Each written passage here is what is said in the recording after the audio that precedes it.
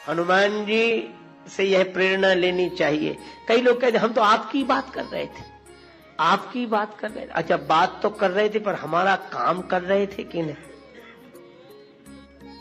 हम जिसकी बात करते हैं, सुनते हैं, काम भी तो उसका करना चाहिए। हनुमान जी कहते हैं कि राम जी का कार्य करो और राम जी की कथा सुनो, और राम जी का कार्य व्यवहार में उतारो, काम काज को राम काज समझ कर करो, और फिर राम जी की कथा सुनो। यह हनुमान जी के चरित्र से प्रेरणा लेनी चाहिए। हनुमान जी रामचरित सुनबे को रसिया, इतने रसिक हैं कि राम कथा हो रही हो उस समय हनुमान जी बोलते नहीं।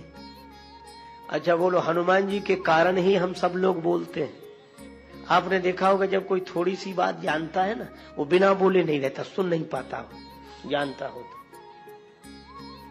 हमने कई बार देखा, हमारे साथ ऐसी घटनाएं प्राय घटती हैं। लोग आते हैं, हम जैसे ही कोई बात कहेंगे तो पंक्ति दोहा या कुछ तो आगे बोले हाँ हाँ ऐसे, अब आप सुना। हाँ, क्यों?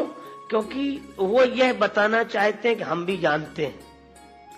इस जानकारी को बताए बिना वो रह नहीं पाते।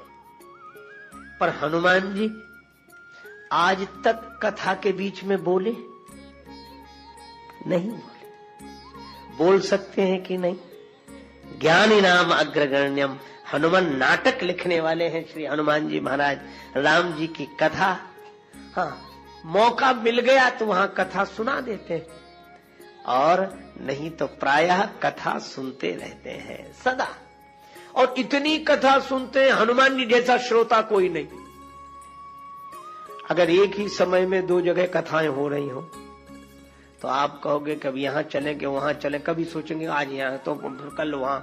लोग कहते हैं कि हम कल नहीं आ पाए, कल वहां चले गए थे, आज यहां आए। पर हनुमान जी यत्र यत्र रघुनाथ कीर्तनम तत्र तत्र कृत मस्तकांजलिम वाष्पवारी परिपूर्ण लोचनम मारुतिम नमत राक्षसांतकम। हनुमान जी बराबर कथा में रहते हैं, राम कथा में रहते हैं। आज भी है, अभी भी है। जहां जहां राम जी की कथा वहां वहां हनुमान जी अवश्य अवश्य अवश्य रहते हैं। एक सज्जन बोले रहते हैं तो दिखते क्यों नहीं? हमने कहा कि दिखते, उन्होंने दिखना बंद कर दिया, रहते तो अभी भी। बोले दिखने से उनके साथ एक घटना घट गई थी। रत्नावली जी के वियोग में व्यथित होकर ससुराल पहुंच गए रात्रि के समय। मुर्दे को नाव समझकर, सांप को रस्सी समझकर पहुंच भवन में प्रिया के सन्मुख खड़े थे खोए खोए। रत्ना बोली मैं तो जागी, आप अभी तक सोए। त्यागो काम राम की भक्ति करो निर्मल सी। नेत्रों में प्रेम जल भर आया। रत्नावली जी को हाथ जोड़कर प्रणाम किया। तुमने ज्ञान दिया है, भगवान से जोड़ा है, धन्य हो तुम। और सचमुच रत्नावली माता की बड़ी महिमा। तुलसीदास की पुण्य जयंती जग प्रतिवर्ष मनाता, पर तपस्वनी रत्नावली पर कौन प्रसून चढ़ाता।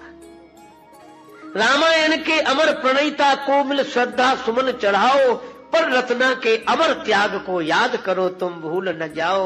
वह नारी कितनी महान थी जिसने प्रणयी संत बनाया, और यौवन की अनुपम बगिया में असमय ही पतझार बुलाया। ये रत्नावली माता। और तुलसीदास जी ने रत्नावली माता के वाक्य को परम प्रमाण मानकर प्रस्थान कर दिया प्रभु प्राप्ति की दिशा में। पर इसका अन्यथा अर्थ भी लोग लेते। एक बोले तुलसीदास तो कुछ नहीं थे, वो तो पत्नी ने फटकार दिया सो महात्मा हो गए, बाकी कुछ नहीं थे, कुछ नहीं। एक सज्जन ने बड़ी अच्छी बात कही।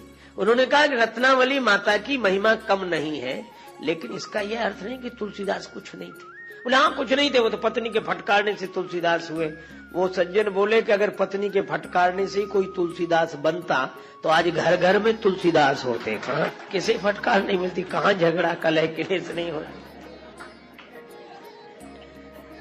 अरे दिए में तेल हो, बत्ती हो, माचिस की एक तीली काफी है, दिया जल जाता है। और जिसमें न तेल है न बत्ती है, पूरे माचिस की तीलियां रगड़ डालो, क्या होने वाला है। तो तुलसीदास जी तो ऐसे कि एक वाक्य में मुड़ गए और भगवान से जुड़ गए। अब दरस बिन पड़े न चैना, नैना लागे बरसन। रोते रोते तुलसीदास जी चल दिए, भगवान कब मिलोगे, कब मिलोगे प्रभु, किस ओर चल दिए हैं, किस ओर जाते जाते जग में भटक गए हैं, तेरे दर पे आते आते भगवान कृपा करो, कृपा करो। रोए जा रहे हैं, रोए जा रहे हैं, रोए जा रहे हैं तुलसीदास जी, हरि दर्शन की प्यासी।